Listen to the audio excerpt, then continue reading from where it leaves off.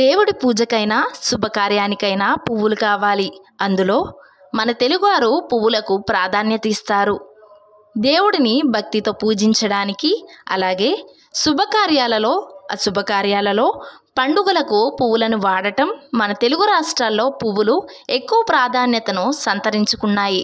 అందులో బంతి పువ్వులు ముఖ్యమైనవి.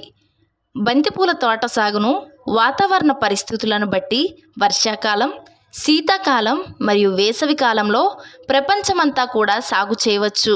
అధిక ఉష్ణోగ్రతలు మొక్క ఎదుగుదలను ప్రభావితం చేయడం వల్ల తక్కువ పరిమాణం కలిగిన పువ్వులు ఉత్పత్తి అవడం కారణంగా దిగుబడి తగ్గడానికి కూడా అవకాశాలు ఉంటాయి. నీడ ప్రదేశాలు బంతి సాగుకు అనుకూలం కాదు. అంటే వర్షాకాలం, శీతాకాలం బంతి సాగుకు అనుకూలమైన సమయం. బంతిని అన్ని కాలాల్లో సాగు చేయనప్పటికీ ఒక నెల తేడాలో జూలై మొదటి వారం వరకు నాటుకుంటే బంతి పువ్వులు మార్కెట్ అక్టోబర్ నుండి ఏప్రిల్ వరకు పూల ఉత్పత్తి సరఫరా అవుతుంది.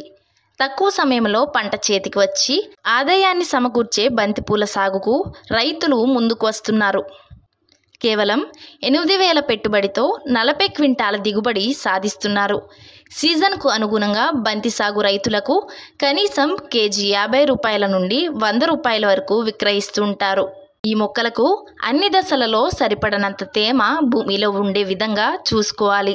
ఒకవేళ మొక్కలు ఏ దశలోనైనా నీటి ఎద్దటికి గురి అయితే మొక్క ఎదుగుదల మరియు పూత దెబ్బతింటుంది. సాగు చేసే రకాలలో ఆఫ్రికన్ రకాలు ఎక్కువ గిరాకీ ఉంటుంది.